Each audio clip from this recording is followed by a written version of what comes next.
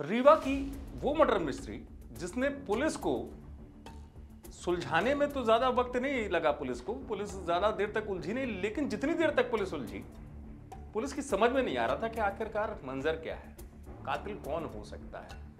शादीशुदा महिला और उसके बच्चे की मौत। दरअसल इनकी लाश भी एक ऐसी जगह से मिली थी कि पुलिस को कनेक्शन ही समझ में नहीं आ रहा था। सुहागी थाना क्षेत्र है रीवा का, वहां एक कॉलेज जो बंद पड़ा था, खंडर हो चुका था, वहां पुलिस को अचानक जानकारी मिलती है कि एक बॉडी मिली है, तो महिला और उसके बच्चे की बॉडी मिलती है। पुलिस पहुंचती है और बरामद करती है और उसके बाद पुलिस खोजबीन करना शुरू कर देती है। पुलिस को बहुत वक्त तो नहीं लगा, लेकिन पुलिस देखती कि शादीशुदा महिला की फैमिली में कौन है कौन नहीं है। तो पुलिस पता करती है तो पता चलता है पति पहले गायब है 5 साल से। ये भी अपने आप में बात कि पति गायब है, तो फिर चलिए ठीक है, पति का कोई सुराग मिले, पति का कोई सुराग नहीं। पता चलता है इसी फैमिली में जो देवर है, देवर की पत्नी और उसके बच्चे, उनका भी पता नहीं। अब बचता कौन है? देवर। तो देवर को पुलिस जो है पूछताछ के लिए बुलाती है और पूछताछ में वो पुलिस के सामने साफ इनकार कर देता है। अब पुलिस को लगता है कि कौन कातिल है, लेकिन जब पुलिस कड़ाई से पूछताछ करती है तो बहुत सी बातें सामने आती है। जरा सुनिए।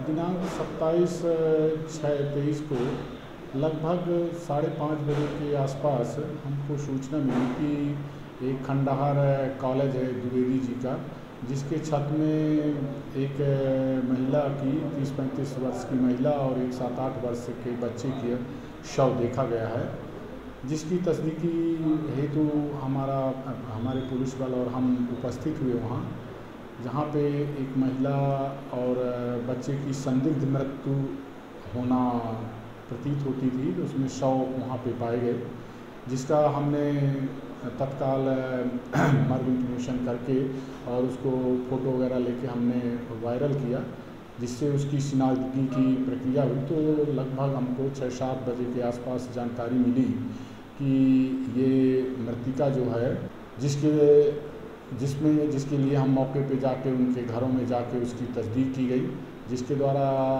बताया गया कि दिनांक 26/6 को ये महिला अपने एक बच्चे और एक बच्ची के साथ सोनौरी तक गई थी। सोनौरी में उसने बच्ची को सब्जी वगैरह खरीदवा के घर वापस कर दिया था और बोली थी कि मैं मायके जा रही हूँ। तो लड़की वापस अपने घर आ गई थी और ये लड़की मतलब जो महिला है और वो बच्चा जो है वहाँ मायके नहीं गए और उसी का शव ये छत के ऊपर पाया गया है। तो इन दोनों की संदिग्ध है। अब किस तरह मृत्यु हुई है, इसका पीएम नतीजा आने के बाद अग्रिम कार्रवाई की जाएगी। पीएम हम डॉक्टर टीम से करा रहे हैं।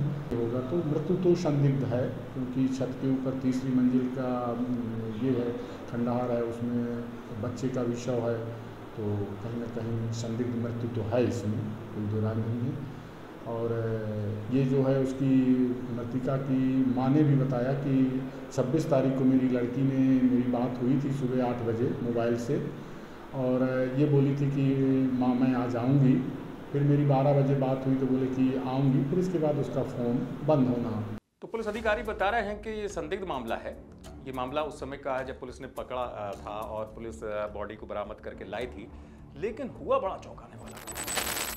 इतना शातिर था ये देवर जो पुलिस को उलझा रहा था इतनी देर तक, पूरे 48 घंटे पुलिस उलझी।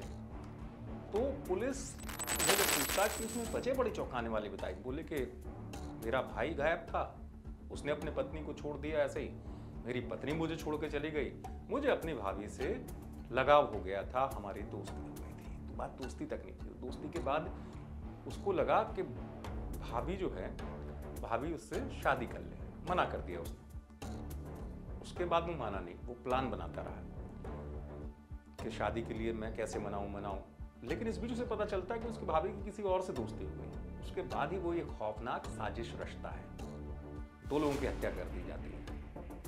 अब पुलिस के सामने यही चुनौती थी कि ये जो महिला है इसकी किससे दुश्मनी हो सकती है, और बंद पड़े कॉलेज में बुलाकर इस तरीके से प्री प्लान करके किसी का मर्डर करना, तो मतलब कातिल कितना शातिर रहा होगा, ये पुलिस के सामने चुनौती थी। पकड़ने में ज़्यादा टाइम नहीं लगा, लेकिन तार जोड़ने में पुलिस को समय लग गया कि आखिरकार घर का ही वो शख्स कैसे इतनी खौफनाक साजिश हो सकता है। रीवा से आप तक ये पूरी खबर पहुंचाई है विजय कुमार विश्वकर्मा।